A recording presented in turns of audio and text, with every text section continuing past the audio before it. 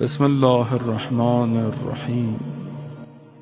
یہ آرزوؤں کو اپنے چینج کریں، رنگوں سے، پردوں سے، صوفوں سے۔ انسان بعض اوقات ہوتا ہے نا، بچہ سائیکل لیتا ہے، سائیکل میں لائٹیں لگائے گا، یہ لگائے گا، ہارن لگائے گا، اس کی ساری آرزو وہی ہوتی ہے۔ آج کل بچے فون لیتے ہیں، ٹیبلٹ لیتے ہیں، اوپر کور چڑھاؤ، نیچے لیبل لگاؤ، یوں ہونا چاہیے، یہ ہونا چاہیے، اسی میں پھر ایک کہے گا مجھے وہ وائرلیس بھی چاہیے۔ آہستہ آہستہ آرزو بڑھتی چلی جاتی ہے، بڑھتی چلی جاتی ہے، بڑھتی چلی جاتی ہے۔ ہینڈ فری بھی چاہیے، اسمارٹ واچ بھی چاہیے۔ آج کل تو چھوٹے بچے بھی ان کو ٹیبلٹ لا کے دو تو کہتے نہیں یہ تو سیمسنگ کا ہے، آئی پیڈ کا چاہیے۔ اتنی دنیا تیز ہو گئی ہے، کس نے کیا ہے؟ ارے معاشرہ ڈیزائنڈ ہے، ہم غافل ہو گئے ہیں کہ بہت ساری چیزیں ہمارے وجود میں کریٹ کی جا رہی ہیں۔ کوئی کرپٹ تھوڑی پیدا ہوتا ہے، کرپشن تو ڈالی جاتی ہے۔ دنیا زرق اور برق ہے، لیکن جس نے حقیقت دیکھ لی ہو، کیوں کہتے ہیں اہل قبور کی زیارت کرو، جا کے قبرستان جایا کرو؟ کیوں؟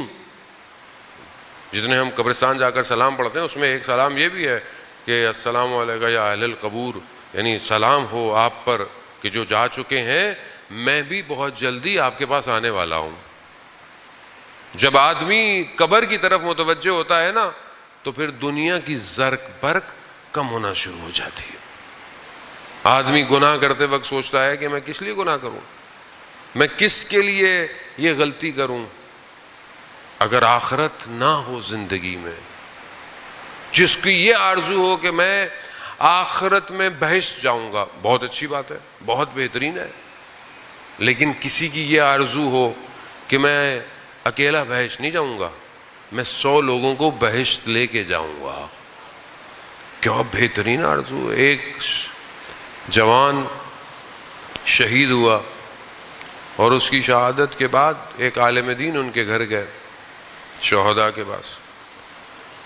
ان کے والدین کو کہا کہ آپ کا بچہ بہت اچھا تھا، آپ کے بچے میں بہت خوبیاں تھیں، اپنے کام میں بہت اچھا تھا، دشمن نے اس لیے اس کو شہید کیا، لیکن آپ کے بچے میں ایک خوبی خاص تھی، یہ رات کی تنہائی میں عابد بہت اچھا تھا، عبادت کرتا، جوان۔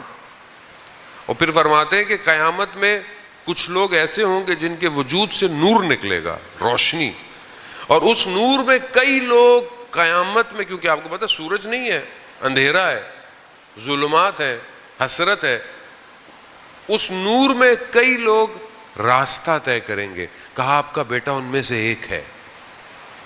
تو یہ آرزو ہے ہماری کہ قیامت میں ہم روشنی پھیلائیں اپنے وجود سے۔ ایک مومن کم سے کم 40 لوگوں کی شفاعت کرے گا، کم سے کم، لیکن وہ تبھی کرے گا کہ جب اس کی زندگی ایسی ہو۔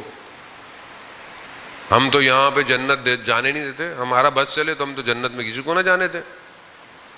یہ جنت میں جائے گا، یہ تمہارے کام ہے جنت میں جانے کا، اپنے کام تو دیکھو، جنت تمہاری ہے، ہمارے اللہ کی ہے۔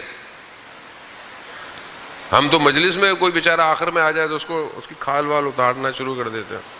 یہ تو آخر میں آتے ہیں، یہ تو نیاز کھانے آتے ہیں، یہ تو باہر کھڑے رہتے ہیں۔ بھائی امام کا صدقہ ہے، ہو سکتا ہے کوئی نیاز کھانے والا بھی پتہ نہیں کہاں پہنچ جائے۔ امام کی نیاز ہے، جب وجود میں جائے گی اثر تو کرتی ہے۔ عزیزان محترم، خوب آرزو امام کی کرے۔ کیسے لوگ تھے،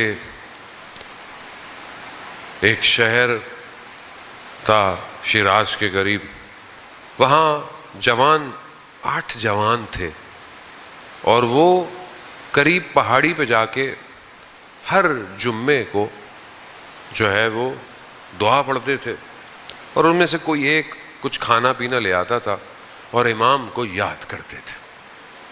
بس آخری مراحل ہیں، اور بہرحال آج جو ہے وہ مخصوص شب ہے۔ عزیزان محترم، 8 امام کو یاد کرتے تھے اور گریا کرتے تھے۔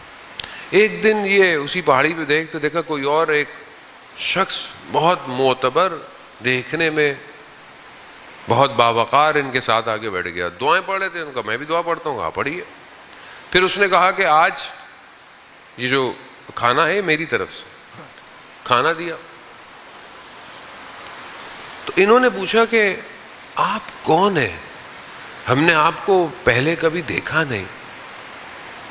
کہا میں وہی ہوں جس کی خاطر تم لوگ ہر ہفتے آتے ہو، آرزو۔ کیا میں اپنی زندگی میں امام کو دیکھنے کی آرزو رکھتا ہوں؟ کیا میں اپنی زندگی میں امام کے کاروان میں شامل ہونے کی آرزو رکھتا ہوں؟ کیا میرے گھر کا ماحول ایسا ہے کہ میں اپنے گھر میں امام کو دعوت دوں، مولا آئیے بیٹھیے، کوئی چیز، کوئی کرسی، کوئی میرے کمرے میں فریم، کوئی میرے موبائل میں ایسی چیز جس سے لگے کہ میری آرزو امام ہے۔ یا لیتنی کنت معکم، کاش ہم کربلا میں ہوتے۔ عزیزان محترم، کربلا آسان نہیں ہے، کربلا بڑی قربانی مانگتی ہے۔ کربلا میں جوان کا جگر دینا پڑتا ہے، کربلا میں بھائی کے بازو دینے پڑتے ہیں، کربلا میں شیر خوار بچے کا گلو دینا پڑتا ہے، کربلا آسان نہیں ہے۔ خدا سلامت رکھے ان بچوں کو جو گودوں میں ہے۔